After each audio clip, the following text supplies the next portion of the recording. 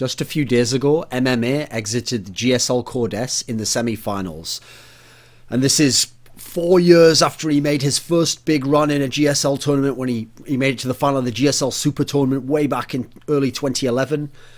And this is a player who not only is one of the greatest players ever by the numbers, by the titles, but his sheer longevity is incredible. And if you know something about his career story, his personality, and his skill set, you'll see why actually he's not just a great player. He's not someone who's just born for greatness, bred for it. You always knew with their skill they'd make it there and they were unstoppable. And when they won, it was like, oh, it's obvious why that guy's the best and everything fits him in the meta. He's got the right race for the right time. This is a guy where actually it's a heroic, plucky story of someone who picked himself up over and over again, who was able to take what little skill they had, but refine it, get the most out of it, become efficient, find a method that can win, find a way to apply it over and over, even when opponents know what you're going to do, but find a way to get past it, find a way to endure through times when your race has problems against certain matchups or certain players are beating you over and over again, and don't just give up, don't be mentally broken by it or abandon your strengths or try to be something you're not. This is a guy who could come back time and time again, and as a result, he's become one of the greatest players ever in the history of StarCraft 2 by sheer force of will, by dedication, belief,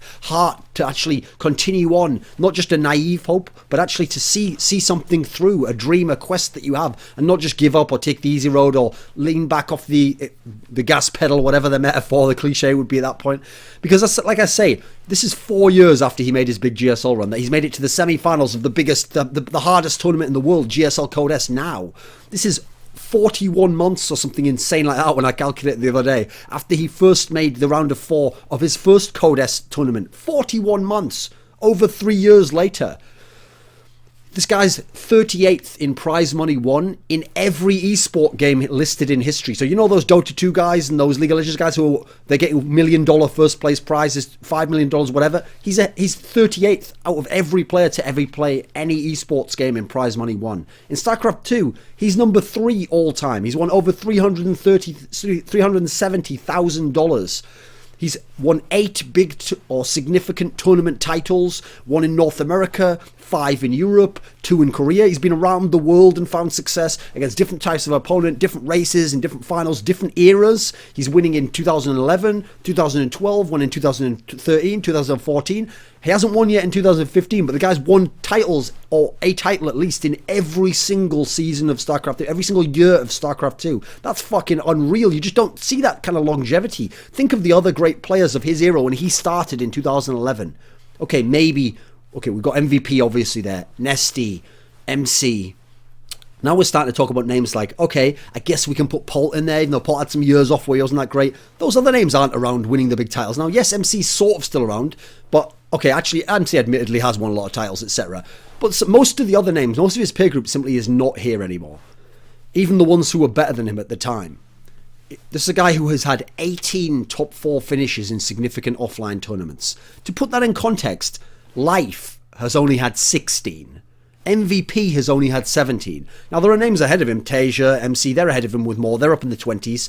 But this is a guy where that list of names there, Life, MVP, MC, Tasia, these are some of the most talented, most brilliant, most genius type level StarCraft 2 players who they are the guys where you see them play early on and you're like, this guy has to become a genius, has to become a world-class player. He has to have this era where he's unstoppable. He's redefined the way the game is played, the meta, all these aspects.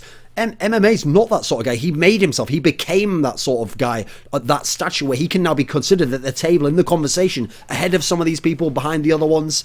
If you talk a little bit about his career story, you'll kind of see the rises and the rise and the fall of him in terms of most players have that peak where they become a great player. They win their tournaments, then they drop off. Maybe they have the occasional revival, one tournament here, or they have like 3 months where they're hot again. Like remember when San suddenly came back after his 2011, he'd had some good results. Suddenly in 2014, he had a short period where he was having these runs through tournaments, top 8, top 4, but he wasn't some genius player who kept coming back up and down, back up and down. MVP after he went down in 2013, we've never really seen from him again. Nesty dropped off a cliff hard 2012. These are players where they don't make returns. It's very, very rare to make a comeback in StarCraft 2 as a great player. And to make as many as MMA makes, it really has to be illustrated by talking a bit about this guy's career story. So, way back in the day, talking like June of 2011, was when he was just some Code A player. He was this guy who was just known for being a team player. He was the ace player for Slayers, and then he makes the final of the GSL Super Tournament, which is all these good players in Korea, and he loses there though, and he gets obliterated by Polt. 0-4, he loses to another Terran player, and he just gets destroyed by him completely. And he's just some lowly Code A player at the time. Then he goes over to NA and he has these 2 MLGs. He wins one MLG Columbus. He loses MLG Anaheim and he loses to MVP there. Another great Terran player, the best player in the world at the time, loses to MVP in the final there. IPL 3 makes a semi-final, loses to a Zerg there. Then his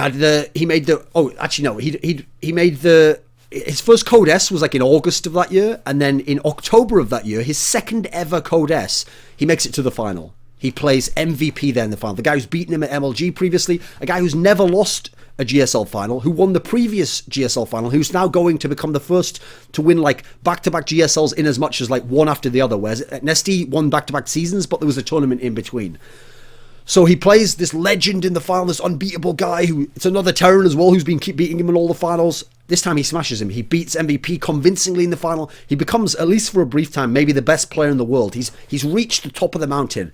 Couple of tournaments go by. He doesn't do that great at the other ones, but then he wins the Blizzard Cup at the end of the year to kind of reclaim and cement his status, the best player. He has that amazing final everyone remembers versus Dongre Gu, where Game 7 was like one of the best games ever. Very exciting game.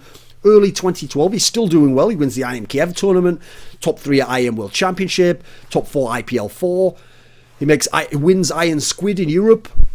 So he's adding more titles. He's continued to be up there, competing as a great player. That's when like the slump sets in though. Famously, he had this slump where he's doing badly for Slayers. He's doing badly in Co-S. He's going in and out of Code-S. He's dropping into Code A. He gets back in, but then he drops out again. He's not making any more top 8s this whole year. Towards the end of the year, he's left Slayers. He goes and joins Team Acer, this European team that doesn't have any godlike players. They just have good European players. They have Scarlet. Well, she's North American. They have Nurchio. Then they have like Bly, some other players. We all know that. So, okay, they have some good players, but they get this big high-profile signing. But the problem is it's a big name. It's a really big name, but it's not a player who's had placings. He hasn't had any top 8s since Iron Squid way back. I think Iron Squid was like May of that year, 2012. He's had the whole year. He's just been blowing it. He hasn't been succeeding at all. It looks like it's the end for MMA. And if you remember the chronology, people might not remember this, but on talk shows at the time, it came out. In Control mentioned that like, oh, MMA is asking for like thousands of dollars in salary. Like he wants $4,000 salary or something. Because like a lot of Koreans, he'd heard these stories of the big money in the West and what does Idra make? What does Huck make? I mean, later on, what would Stefano make? These players were making the big titles because they were big names and had some success in the game. So it was kind of almost mentioned then as if in kind of a cynical way, like, oh, this Korean guy doesn't get it. Like, he's not at that level anymore. He's never going to command that salary. Like, it kind of all fed into the idea that maybe it was over for him. And then you add in, people will forget this now because he's a very popular player, MMA. But the kind of negative backlash around him, around that slump time, was terrible. Because unfortunately, Jessica, the woman who was leading Slayers at the time, Boxer's wife, did a really horrible job in terms of the PR of how she dealt with that team. And MMA particularly got really tarred as like the negative influence in the team, who was like the toxic component that broke the team up and ruined the team and spoiled it and was selfish and all these horrible implications and kind of labels and vague terms thrown around without a lot of facts when you actually looked at it. And the way it played out wasn't very nice at all. And unfortunately, it meant initially when you add in he's having bad results, and then people hearing that he's asking for all this salary if a Western team signs him, it makes it easy for people to kind of write him off and be like, oh, well, he's just a wash-up guy who thinks he's better than he is. And in Acer, he's blown it initially. He's having all those months when he joins Acer where it's not going well. Actually, he joins us, this high-profile signing, and listen, I was in the Acer, he got paid a very nice salary. He was, not the level they're talking about, but a nice salary for certain, especially for a Korean player at the time. His slump continues, though. He can't turn it around. He's doing badly for, I think it was 7 months or something, 7 or 8 months, where he just could not get anything done in individual leagues. They'd send him to him, and he'd be going out 9th to 12th in a home story cup. He just could not get any success. And so this is looking really bad. He's having all these results that are terrible when he's getting this high salary and he's commanded it because of his name, but even in international competition outside of Korea, he can't get results. But then he gradually somehow starts to turn it around. And remember, it first started in Acer Team Story Cup, this online cup for Team League, where he started to get these all kills. And then suddenly, in WCS Season 2 in Europe, he made it to the semi-final. He lost to MC there. And what's interesting is, MC would become a name he would battle again and again. Remember how early on before, he'd lost to MVP in that MLG final, but he'd come back and he'd beaten him to win the GSL Code S final. Same fashion. This is a guy who loses to MC in this semi-final. Well, later on that year, he'd play him in the final of the Season 3 WCS, and he beat him in the final there. Then in the first season of 2014, they played in the final there, and he lost to MC this time, so it's back and forwards, but he never gives up, he never gets defeated, he can always find a way to, at least, here's the thing, he's not the guy, he's not like MVP where he's a genius and can just find a way to win, seemingly against anyone. It's more like he can always find a way to give himself a chance to win. And then if the opportunity presents itself, the opponent plays a certain way, or he's got the right sort of opponent, or it's the right sort of meta, then he can have success. And that's the key to MMA's quality as a player. It's that he just keeps doing he's like the guy who just chugs along. He's like the little Thorin who could. He just keeps going along, doing his thing, working on his skills, trying to do his best, trying to play his best here, not get discouraged by the maps here, or the opponent that I've got here, or the draw here, or the fact that this guy beat me before, the fact that I haven't had a result in 3 months. Somehow he just keeps chugging along, and every single time it's like he's waiting for opportunities to arise. And when they arise, he takes advantage of them. And some of them he takes huge advantage, and he'll have these big event wins, and you're like, wow, this guy's just, what a heroic story this guy has. So he had that slump, but then he starts to come out of it. He had the top 4 at WCS Europe. He had a top 4 at DreamHack Bucharest, where he lost to Innovation. He won Season 3 Europe, like I said, beating MC. Then in the next year, he makes it to the final of WCS Europe again. So he's had 3 WCSs where he's made top 4 in a row. Then he has another slump in his career. It's 2014 by now, 3 years after he's first had a success. You can understand why he'd have a slump. You can understand why, listen, this might be the end of his career. Maybe he's just not going to return now. Maybe he had his return, he had his time, it all went well in Acer. Listen, you had your run, but come on, there's great players. Like all the Kesper players are here. Things have changed in terms of WCS and how it's going. Maybe it's just the end for MMA, but no, he returns again for like the 3rd time. Let me think, was it the 3rd time? No, this is his 2nd return from a slump, I think, at this point in time. He had that DreamHack Moscow tournament he won. Admittedly, it's not a huge tournament, but listen, it had a decent feel. He beat some decent Korean names that we'd all recognise to win that final. WCS Europe, he wins it again. He wins his 2nd WCS tournament Europe title, beats Yoda in the final. He had this amazing run. I'll never forget this, because when I saw all those results before and I think about them, okay, let's be real. Yeah, these are results in WCS Europe tournaments. These are results in DreamHack tournaments in Europe. These are results in DreamHack Moscow. Listen, these are good tournaments. Some of them even have great players in them. Some of them have very solid players, legendary names. But this isn't the same as Codes. But then he goes to WCS Global Finals for 2014. And he has a run at this tournament that is up there with his greatest performances, his great runs of back when he was the best player in the world, winning Codes in 2011, having runs later on where he'd make it deep within the tournament, winning the Blizzard Cup. This is a run that's up there because of the era that's in, the competition in that field, those great Kesper players, those champions of GSL from that year. He plays in this tournament. He beats out Stardust, he beats out Bomber, he beats out Classic, who was a GSL champion, remember? He gets to the final and he loses to Life. And if you know, listen, we know what form Life's in now in 2015. He's like God right now.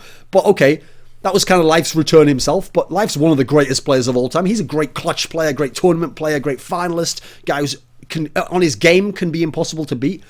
MMA manages to get to 2nd place in one of the biggest tournaments in the whole world with a very stacked field. Then you come into this year. Okay, he's had another return. He manages to make it. He has to go back to Korea. And so remember all those results there. They're all in Europe. They're all in WCS. Well, it was easy to say, particularly with him. Like, okay, well, like MC, okay, the reason why they're still having the success is because they've kind of transitioned over to slightly worse competition. And so now they just have to have a good day. They just have to have a good opponent, a good draw. And now they're still skilled enough. They'll have a crazy game every now and then. That'll be good enough to get them a title. But, it's not the same as Codes. And they're right. It wasn't the same as Codes. Like, Stardust is not going to win Codes, but he could win WCS Europe. That's entirely possible. So you can see there was a difference there. So this is why I want to make that emphasis clear, because it's not that by making it to the semis of this Codes, this was just another good run to go with those other ones. This is another WCS Global type run where you're playing the best players in the best region in the world right now, who are, some of them at their best form, who are very, very scary right now, and you make it to the top 4 of that tournament. That's another incredible performance.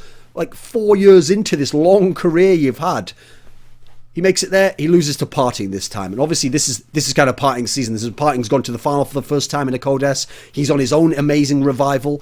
That's the thing about MMA. He's like a heroic figure in terms of just the gusto the guy has. Like it's not. Here's the thing. I've actually talked to him a lot and done interviews with him and been able to talk to him through translators that we had at Acer. He's not the guy who's bringing with confidence, or even he's not the guy who's like the MC guy. The thing with MC was it's never that MC thought he'd win all the time, but it's that when MC kind of knew that he was off his game, or this is the wrong opponent, or the maps are bad for me, he was just kind of like, fuck it, whatever. I'll play, and if I lose, it's like, it's just not my time. Whatever, I'll keep going. Maybe next time. MMA would kind of get crushed by some of these losses. He's the guy where when he tweets out like, sorry fans, I got eliminated in the round of 8, he's actually the guy who does take it kind of harsh, like, what could I have done differently? Like, what did I do wrong in this tournament? It does get to him. And I remember one of the things that made it seem like his career had ended was during that Slayers period when he went to shit. One of the storylines behind it, and this was accurate, was that one of the coaches who left Slayers was kind of like MMA's personal coach. And this guy, Coach One or something, he later went on to, I think it was, let me think which team it was. I think it was Seoul. Let me think. It was either Seoul or STX. I'm going to guess STX because I think it was the one that had Soul Key on it. So because he became the coach that was involved with Soul Key. Anyway, this was a guy who was like MMA's personal coach, not just the whole coach of the whole Slayers team. He put a lot of focus in MMA. It's because he was like the ace individual player winning the individual tournaments. And what he used to do was scout the opposing players that he'd play, have lists of builds, kind of work with MMA on like, let's practice these builds and work. He's a proper coach, He wasn't like telling MMA what to do, but he was coaching the best out of MMA. Now this guy left and he went over and he joined, I think it was STX. And when he was in this team, I don't think it is STX. Fuck it, whatever. It was one of those two teams that made that Pro League final, the first one in StarCraft 2. So when this coach left, MMA suddenly had to do things for himself. And actually, initially, he didn't do it. He didn't apply himself and say, he thought I could just play, I'll play myself out of the slump. But he never did that same approach that he used to have with that coach. That wasn't his approach. And interestingly, that coach actually, as a piece of trivia, hooked up with him again, where when Soul Key was going to the final of that first WCS Korea, the first one, 2013, where he played Innovation in the final, and Innovation was unstoppable in TVZ at the time, and everyone was like, Innovation is going to stomp him here. And it looked unbeatable.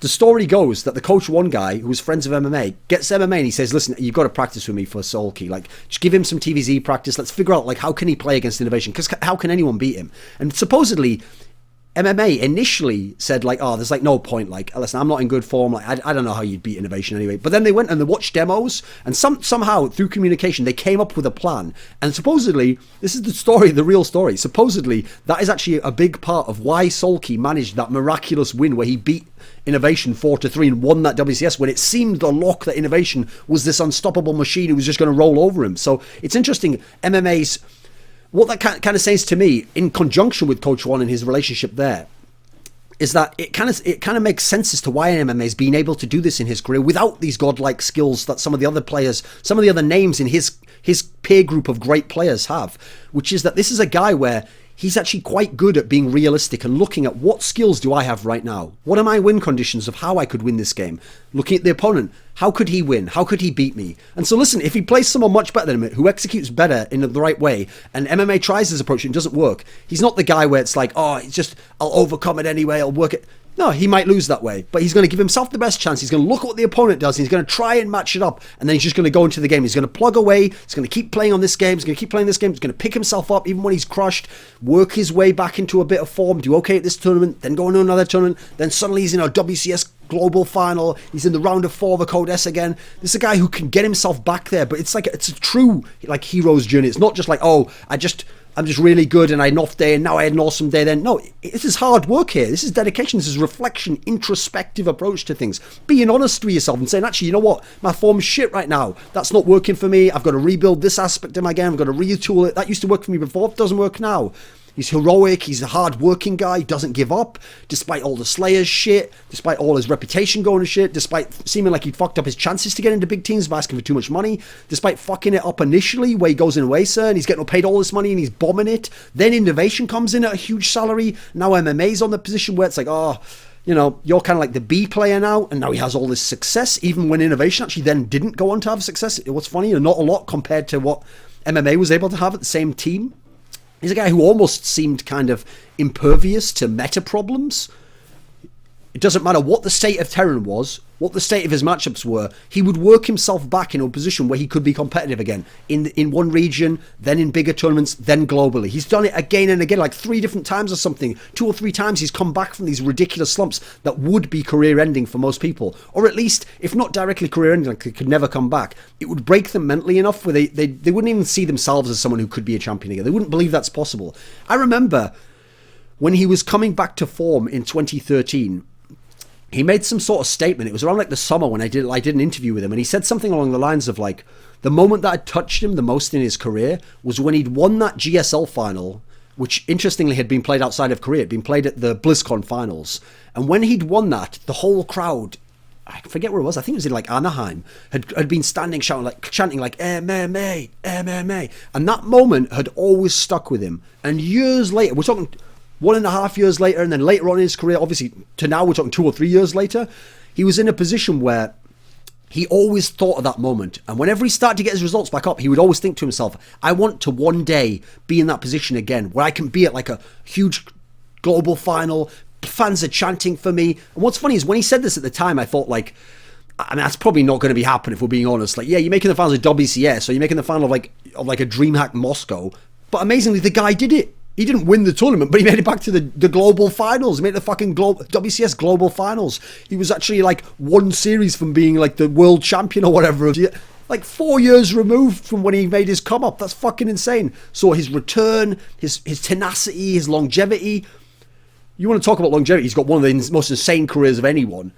He's a guy in terms of his skills, like I say, he gets the most out of it.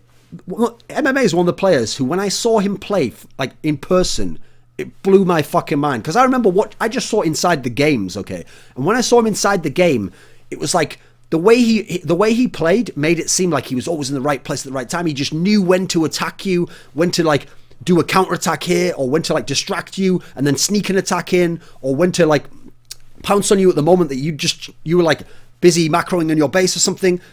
Because he did it like that, it just felt like, oh, it's not like he overwhelmed you with skill. But because he was always in the right way and it always worked and it always executed so well, you can often, this is a key in life itself. When you've refined a skill, you've perfected it, it's usually so natural, so smooth, so effortless that it will be mistaken by the naive layman like myself as just being a natural skill. You'll just think, oh, he naturally just is awesome at that. I guess he's just very skilled in this sense.